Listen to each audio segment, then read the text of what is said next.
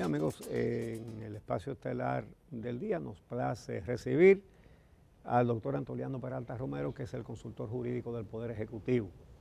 Y con él me acompañará en esta entrevista, entonces, nuestro lanzador relevista estelar de hoy, que es el académico David Álvarez Martín.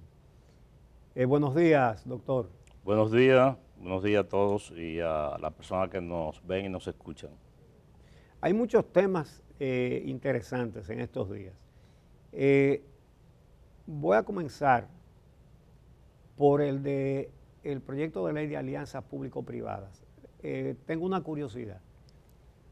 ¿Por qué no se esperó a que se apruebe ese proyecto para después abordar lo de Punta Catalina y algunos otros que están en carpeta? ¿Usted se refiere a lo del proyecto de ley de alianza público-privada? Ajá. Bueno, dos cosas puedo decirle. Primero, Punta Catalina no constituye una alianza público-privada. Punta Catalina constituye... Mire, le voy a hacer una interrupción que a usted le va a gustar. Es para que le lleve un cafecito. Ah, muy bien, perfecto. Muy bien. Adelante. Muchas gracias. Salud. Salud. Que continúe, por favor, después de ese traguito de campo dominicano. Así es. Yo decía que Punta Catalina no constituye un bien público-privado. Es un bien público absolutamente. Y segundo, la ley de alianza público-privada existe y existía cuando llegó el gobierno. Lo que no se había promulgado era el reglamento de aplicación de la ley. Ni se había instituido, establecido la oficina no se había ejecutado, puesto en funcionamiento la Dirección de Alianza Público-Privada. Esa ley fue promulgada por el presidente Leonel Fernández. Sí, lo en que el 2011. sí se introdujo ahora fue un proyecto de modificación para hacer más ágil el procedimiento de alianza público-privada. Ahora, lo que sí tiene que ver con Punta Catalina es el tema del fideicomiso, que ha generado mucho debate, incluso algunas voces planteando que era una forma de privatización oculta. Yo sé que el gobierno ha dado muchas explicaciones sobre ese tema, pero sería bueno quizás que nos brinde en síntesis por qué no es una privatización y qué implica el fideicomiso sobre Punta Catalina. Incluso, para añadirle a la pregunta, hay algunos actores que dicen que por qué no se resuelve primero todos los problemas inherentes a Punta Catalina en cuanto a que hay denuncias de que hubo actividades delictivas en el proceso mismo de construcción, de diseño. Entonces, ¿por qué no terminar eso primero y después proceder con un fideicomiso? Sí, muy bien. Me parece muy interesante lo que ha dicho. Voy a comenzar por el final. Todo en lo que tiene que ver con contratación del gobierno, eso implica un protocolo que hace lenta la cosa y pesado el fluir de esto. Desde diciembre, y eso yo incluso lo dije en un tuit, lo ha dicho el ministro de Energía y Minas, desde diciembre del año 2020, el Ministerio de Energía y Minas ha estado en un proceso de contratación de una empresa para auditar el negocio que fue de Punta Catalina, la construcción de la planta, el costo de la misma, la situación financiera. Según ha explicado el ministro y nos lo ha explicado a nosotros y lo ha dicho públicamente, este proceso de contratación de la empresa auditora ha sido tortuoso porque fue declarado desierto, algunas propuestas no calificaban hasta que finalmente se contrató una empresa y es recientemente cuando esta empresa ha comenzado a dar resultados sobre la auditoría técnica. Que, por cierto, dicen los expertos y los entendidos en esto, como lo es el ministro Almonte, que hay una serie de deficiencia y elementos graves que corregir en la fabricación de las plantas, pero eso es un tema que lo explicarán los técnicos. Ahora bien, al mismo tiempo, el Ministerio ordenó y contrató una auditoría financiera. Y lo que ocurrió hace pocas semanas es que yo comparecí ante la Cámara de Cuentas por instrucción del presidente para que, en adición a la auditoría financiera que se contrató de manera privada, la Cámara de Cuentas hiciera otra auditoría que determinara la situación financiera igual y que al mismo tiempo determinara el costo de fabricación de las plantas. Ahora bien, con relación al tema de la privatización, bueno, esto parece como si se satanizara lo de que los empresarios privados hagan inversión. Yo creo que el Estado debe excepcionalmente ser empresario. La generación de energía eléctrica es una actividad que generalmente la manejan las empresas privadas, pero en este caso el Estado no ha dado ningún pie, ni ninguna iniciativa, ni el fideicomiso implica privatización, ni es el interés de este gobierno, bueno, por el momento, eso es lo que la actitud del presidente. Si esa idea cambiará después, eso es ajeno a mí. Ahora, el hecho de constituir un fideicomiso, que es un instrumento legal donde se separa un patrimonio para dividirlo del resto del patrimonio del propietario, para decirlo en palabras llanas, hacerlo, revestirlo de cierta protección, de que sea inembargable, que lo maneje un comité distinto que no sea el gobierno de manera directa. Eso puede, a la vista de algunos, puede ser malo, puede ser bueno, pero eso es una discusión técnico-jurídica que no se ha abordado. O sea, esto se ha manejado con expresiones a veces emotivas.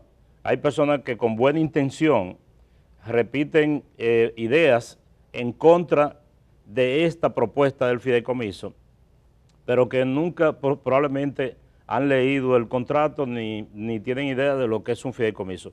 Entonces yo digo, es posible que esto sea susceptible de ser mejorado.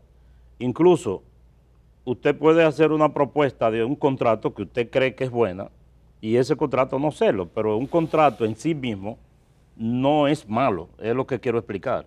Entonces, yo digo, el contrato del fideicomiso, y el presidente así lo entendió, puede ser objeto de discusión y por eso se envió a la mesa del Consejo Económico y Social.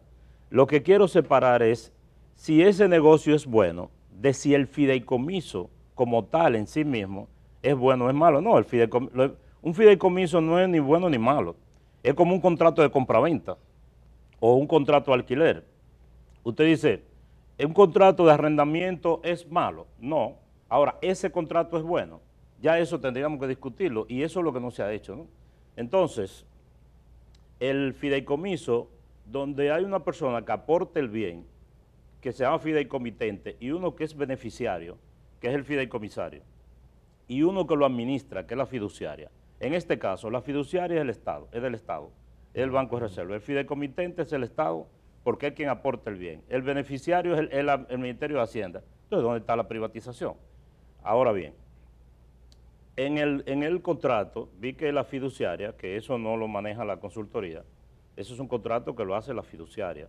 La fiduciaria habló de fideicomitentes adherentes. Ese tema ese es un tema. Abriendo la posibilidad de que eventualmente empresarios que quisieran invertir en ese negocio. Yo oí al presidente anterior en una declaración que dijo, que por cierto se la envié a Uchit, no sé si él lo vio, pero eso andaba circulando, donde él decía que ellos iban a vender acciones de Punta Catalina para recuperar la inversión, que habían hecho. Eso fue Danilo Medina. Sí, eso lo dijo el presidente Medina, incluso yo se lo envié a usted.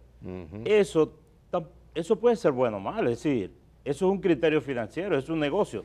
Hay mucha gente que en la vida privada, muchos empresarios, instituyen un negocio y luego venden una parte. Bueno, eso es otro tipo de operación.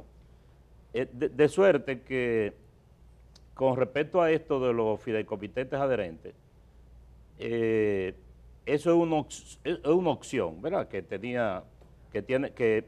tendría el fideicomiso si al final el contrato se aprueba de esa manera, pero al fin y al cabo el contrato se ha sometido a discusión. Quiero terminar recalcando la idea de que a las personas que escuchan esto, que no son especialistas en estos temas, en los cuales, por cierto, hay pocos especialistas, porque esa es una ley del 2011, la ley del fideicomiso, que no es una ley popular. La gente del pueblo no constituye ni participa en fideicomisos generalmente. Eso lo hacen los bancos, los empresarios, etcétera, el gobierno ahora. De manera, lo que quiero decirle a la gente es que no crean el cuento de que la institución, el instrumento jurídico del fideicomiso es malo por sí mismo. La mayoría de los empresarios dominicanos, sobre todo lo de la construcción, están usando eso como un mecanismo, y cuando un ingeniero o una empresa constructora tiene un solar y lo aporta a un fideicomiso, no se lo está regalando a nadie. Asimismo, el Estado tampoco está transfiriendo y enajenando la planta de Punta Catalina. Bueno, el hecho es tan significativo que los mismos congresistas reconocieron que no lo habían leído y lo aprobaron sin leerlo. Y es después que se desatan estos comentarios que comienzan a decir que están en contra. O sea, hubo una aprobación en el Congreso que ellos mismos confiesan, prácticamente todas las bancadas, que lo aprobaron sin leerlo. Y lo que usted está diciendo tiene mucho sentido. Yo creo que al gobierno le falta explicar mucho más, de manera más sencilla, para que la gente entienda la figura del fideicomiso. Porque si la gente no lo entiende, se presta a que cualquiera hable mal o bien de ella, simplemente apelando a su autoridad. Yo creo que eso sería un punto importante. Bueno, mire, yo quiero decir que en los gobiernos del PLD, en los gobiernos pasados, se instituyeron el fideicomiso de la ciudad Juan Bosch y el de los peajes, se llama Red Vial, algo así, y otros. Seis aprobaron Bueno, en el gobierno de Danilo. ¿Y quién ha dicho que cuando el gobierno tomó esos terrenos de Ciudad Juan Bosch, que eran del Estado, y lo aportó a un fideicomiso para hacer el desarrollo habitacional popular que ahí se está haciendo, el gobierno estaba privatizando? Eso no es así. Un fideicomiso es solo un mecanismo. Hay algo que se parece un poco en algunos elementos en la esencia jurídica, que es la constitución de un bien de familia. Cuando en una familia toman un inmueble y lo constituyen un bien de familia, lo están separando del patrimonio de los esposos, ¿verdad? De los cónyuges de ese matrimonio, y logran con eso que este bien no sea embargable, que su enajenación sea sometida a un régimen muy particular, que hay que incluso levantar la condición. Incluso los apartamentos, los inmuebles de interés social que el Estado vende todo eso que vendía a través de bienes nacionales, etcétera, vienen con esa cláusula de constitución bienes familia para que la familia no pudiera enajenarla. Correcto. Para que un padre no coja y venda eso con otros fines, ¿verdad? Así es. Y siga siendo un bien de familia. Así es. Bueno, cambiando de tema, se anuncia que se le van a poner gravámenes, impuestos a las plataformas digitales como Netflix, Spotify, Uber también, Airbnb, en fin, hasta Google está ahí. Y que eso se pagará de manera virtual cada mes. ¿Cómo funcionará? Y sobre todo si ese impuesto lo va a pagar la plataforma o el usuario. No, yo desconozco eso, debo confesar, porque bueno, los impuestos los pone el Congreso y los regula la Dirección de Impuestos Internos a través de resoluciones. Si se tratara de un proyecto de ley, pasa por la consultoría. Normalmente las resoluciones de impuestos internos no son sometidas, salvo algún caso muy excepcional, al discernimiento de la consultoría, y nosotros no hemos sido apoderados de ese tema. Bueno, otro tema es el de la institucionalización de los órganos de control. Es decir, la propuesta del presidente Abinader de hacer una reforma a la Constitución para consagrar la independencia del Ministerio Público, de la Cámara de Cuentas, de la Junta Central Electoral, del Tribunal Superior Electoral, en fin, de todos los órganos de control. Los dos principales partidos de la oposición, el PLD y la Fuerza del Pueblo, han dicho que eso es para desviar la atención y que no, que la Constitución no hay que reformarla para eso. ¿Qué piensan hacer ustedes? Porque ustedes tienen mayoría, pero simple, no tienen la mayoría calificada de las 2/3 partes para que su partido, el PRM, lo apruebe, lo haga aprobar. Bueno, ¿Cuál será entonces la línea que van a asumir ustedes? Yo pienso que eso que usted está planteando ahí es el tema del momento en la República Dominicana y que es lo que ha concitado y justificadamente la atención de la ciudadanía. Yo quiero citar un verso de una canción de un cantautor español, Joaquín Sabina, que dice que las mentiras parezcan mentiras. Cuando las mentiras parecen mentiras, bueno, la gente sabe que son mentiras, pero lo más peligroso es cuando las mentiras no parecen mentiras. Y yo he visto sobre este tema de la Constitución que los opinantes, las personas que se supone deben orientar a la opinión pública, en algunos casos engañan o distraen a la gente. Primero, yo soy partidario en lo personal, y creo que el gobierno también, de la confrontación de ideas. Yo soy un defensor del derecho a criticar al gobierno y el derecho a criticar las propuestas del gobierno.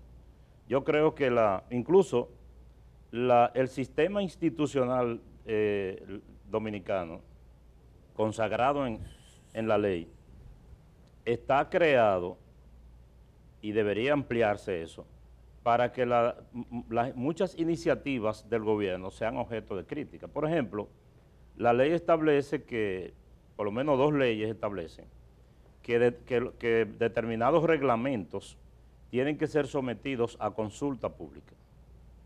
Y se ponen en un portal para que, ahora mismo, por ejemplo, se terminó el plazo para el reglamento de aplicación de la ley de la policía, y eso se puso por 25 días en el portal de Interior y Policía.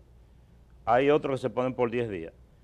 Hoy, al salir de aquí, yo voy a continuar en la Universidad Madre Maestra con la mesa que tiene que ver con institucionalidad del Estado en el Consejo Económico y Social. El Consejo Económico y Social es un órgano constitucional, lo que quiere decir que la Constitución establece este órgano como un órgano de concertación y de discusión.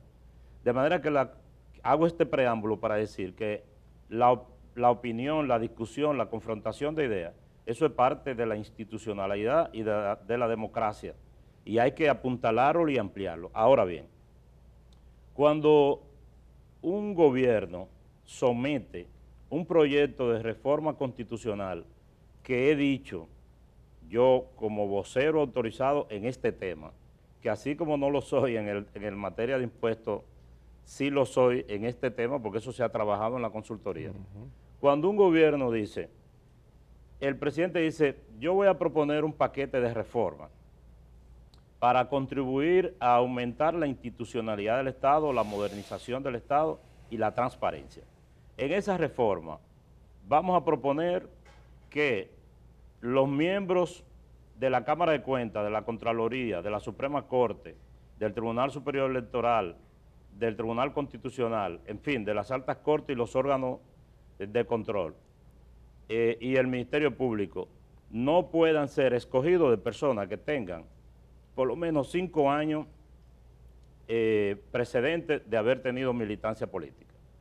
Cuando esa reforma dice que el Estado va a ser representado por el procurador administrativo en sus asuntos, bueno, no es que esto es una reforma constitucional por sí misma, sino que es indispensable tocar tangencialmente y puntualmente la Constitución para poder aplicar algunos de estos elementos de la reforma, porque hoy se van a discutir en el CES, por lo menos vamos a introducir por lo menos 6 proyectos que son fundamentales en la transformación de la institucionalidad de la administración pública dominicana, que nadie se fije en ellos. ¿Lo puedes citar brevemente cada uno? Tiene buena Sí. idea. Bueno, creí que usted lo iba a citar, lo digo de memoria. Sí. Se va a proponer un proyecto de ley sobre la Cámara de Cuentas, uno sobre la Contraloría, se va a proponer uno sobre la jurisdicción contenciosa administrativa, es decir, un proyecto de ley que regule, que hay un vacío en ese sentido, el funcionamiento del Tribunal Contencioso Administrativo. Y yo le digo a ustedes que ese proyecto de ley del Tribunal Contencioso Administrativo tiene más impacto en la relación de la persona con la administración pública que todo lo que estamos proponiendo sobre la reforma constitucional. Pero las personas que opinan sobre esto no les importa ese proyecto de ley, ni le importa tampoco que nosotros estamos diciendo que la Contraloría debe ser un órgano colegiado, que debe tener un consejo, que no puede ser una decisión unilateral. Pero eso no importa, lo que importa es que la idea de reformar la Constitución, aunque sea para decir solo que el procurador no debe formar parte del Consejo de la Magistratura, eso es una aberración. Entonces, no hay condiciones. Hubo un político del Cibao que dijo, ahora cuando el país se está cayendo a pedazos, se habla de reforma a la Constitución. Parece como si nosotros viniéramos de una época en que el país estaba funcionando a la mil maravillas y que ahora es que el país se está cayendo a pedazos. Y yo digo, ¿por qué engañar a la gente así? ¿En qué afecta a la sociedad que se reforme la Constitución cuando fuera para bien? Entonces yo perdone que me haya extendido en esto, pero ese es el tema, ¿verdad? Sí. Claro. Yo digo, díganle a la gente que esa reforma constitucional no es buena por esto y por esto. Y no que en este momento, porque salimos de una pandemia, no procede la reforma constitucional. Yo decía que si para enfrentar la pandemia o el problema del precio de los alimentos fuera indispensable establecer una nueva norma constitucional, entonces en estas circunstancias eso tampoco se puede hacer porque estamos en una situación post-pandémica o no post, intrapandémica, ¿verdad? Porque la pandemia no ha pasado y no se sabe cuándo pasará. No, pero además el Estado no tiene un solo tema. Tiene que tratar, al contrario, tiene que tratar muchos temas al mismo tiempo. Muchas gracias, doctor Peralta Romero, por aceptar nuestra invitación para venir a tratar todos estos temas tan importantes para la sociedad dominicana. Le agradecemos su aceptación. Yo pido disculpas porque esto no fue una entrevista, fue una charla, ¿verdad? Pero lo hizo muy bien. No, pero que son era temas importante. fundamentales, por eso lo escuchamos tranquilos. Muchas gracias. Ahora vamos a hacer una pausa y cuando regresemos, antes de terminar, vamos a hablar con un hombre muy humilde. Mire, pasamos de un alto funcionario a un ciudadano muy humilde, Juan Osiris Arias, miembro del sindicato portuario de Asua, que los cheques de él y sus compañeros se desaparecen. Y ya lo entrevistamos y pusimos una entrevista con él hace un par de días. Y ayer vino, el de este mes también se desapareció. Cuando regresemos, vamos a escuchar a ese humilde ciudadano brevemente.